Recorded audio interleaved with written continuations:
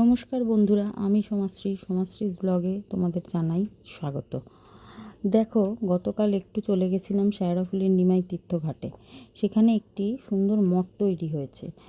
এটি খুব পুরনো না, শুনলাম নাকি নতুন তৈরি হয়েছে, তাই ভাবলাম যাই একটু ঘুরে দেখে আসি। মঠ মানেই তো বোঝো একটি মনোরম স্থান।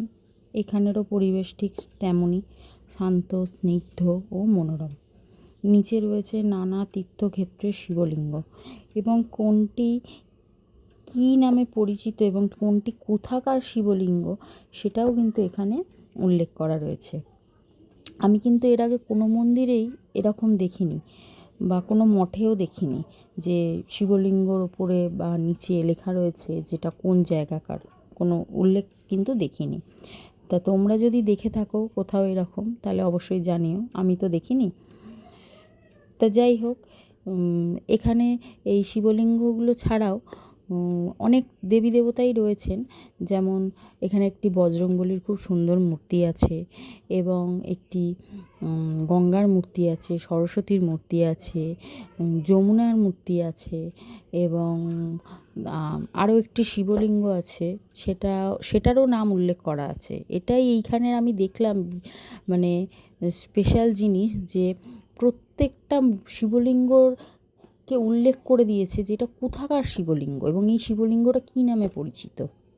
এই দেখো, এখানে বললাম যেরম একটি দেখো কি সুন্দর বজরংবলীর যে মূর্তিটাও করা রয়েছে সেটাও খুবই সুন্দর, মানে দেখে মন ভরে যাবে। ভেতরে গেলে না তোমাদের মনে হবে না যে আমার সংসার আছে, যাই সংসারে আবার ফিরে যাই, মানে সংসারের সমস্ত চিন্তা ভাবনা ভুলে ওখানে ঘন্টার পর ঘন্টা তোমরা কাটিয়ে দিতে পারবে।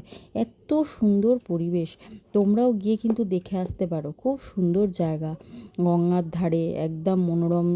মানে সবথেকে বড় কথা হচ্ছে আশেপাশে কোনো চিল্লামিল্লি বা কোনো আওয়াজ, গাড়ি ঘোড়ার শব্দ কিচ্ছু নেই। পুরো একদম নিরিবিলি জায়গায় এই মঠটা করা হয়েছে। মঠটা নতুনই হয়েছে, এর আগে কোনো দিনও শুনিনি। আমি শ্রীরামপুরে থাকি, শেওড়াফুলিতে মঠ থাকলে অবশ্যই জানতাম, কিন্তু এর আগে কোনো দিনও শুনিনি যে কোনো মঠ আছে বলে। তাই মঠটা নাকি নতুনই হয়েছে শুনলাম। এই যে তোমাদের যেরকম বললাম, গঙ্গা, যমুনা, সরস্বতী সব রয়েছে। এবং সবথেকে ভালো জিনিস আমি এখানে আরেকটা দেখলাম, ভগীরথের মূর্তিও এখানে গঙ্গা, যমুনা, সরস্বতীর সঙ্গে রয়েছে। যেহেতু তোমরা তো জানোই যে মা গঙ্গাকে মর্তে আনার পিছনে ভগীরথের তো একটা বিশেষ দান রয়েছে। ভগীরথ না থাকলে তো আমরা তো মা গঙ্গাকে পেতামই না। সেই জন্যই হয়তো সেইটা মানুষ যাতে ভুলে না যায়, সেই জন্যই হয়তো ভগীরথের মূর্তিও এখানে তৈরি করা হয়েছে। তো যাই হোক, এই যে ওপরে চলে এলাম, ওপরে আবার রয়েছে আমাদের নন্দলালা, মানে শ্রীকৃষ্ণ। মানে তার তো লীলার শেষ নেই। এবং এই মন্দিরে না শ্রীকৃষ্ণের সমস্ত ছোটোবেলার থেকে যা যা লীলা আছে সেগুলো সমস্ত সুন্দর করে পাথরে খোদাই করে তৈরি করা রয়েছে। এত ভালো লাগছে না, মানে আমি এর আগে অন্য কোনো মন্দিরেও এটা দেখিনি যে শ্রীকৃষ্ণের এই যে সমস্ত লীলা, মানে ছোটোর থেকে উনি যা যা করেছে, কংসবধ থেকে শুরু করে, তার জন্ম থেকে শুরু করে, তার মাখন চুরি থেকে শুরু করে সমস্ত কিছু এখানে করা রয়েছে। মানে বাচ্চাদেরও যদি এখানে নিয়ে যাওয়া হয় তাদেরও খুব ভালো লাগবে। মানে তারা এইগুলো দেখে দেখেই কৃষ্ণের জীবনী সম্বন্ধে জেনে যাবে, যে কৃষ্ণ কে ছিলেন বা কৃষ্ণের জীবনী, তার লীলা কী করেছেন উনি।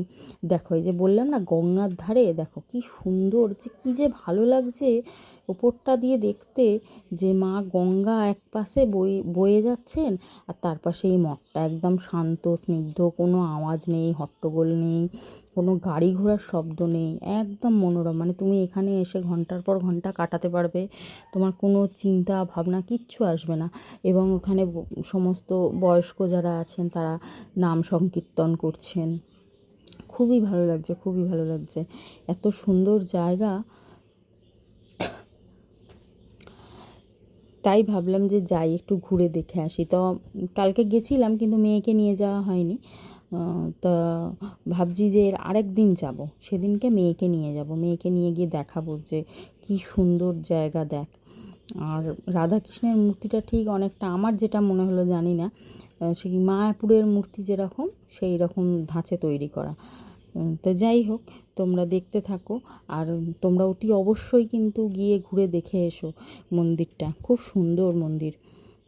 গেলে দেখবে ভালো লাগবে। যাই হোক, আজকের মতন আসছি, বাকিটুকু দেখতে থাকো। আর আমার ভিডিও কেমন লাগছে অবশ্যই জানিও, আর কমেন্ট করো। আর ভালো লাগলে সাবস্ক্রাইব করো, আমাকে আমার পাশে থেকে আমাকে এগিয়ে নিয়ে যেও। আজকের মতন তাহলে আসি, বাকিটা তোমরা দেখতে থাকো। টাটা।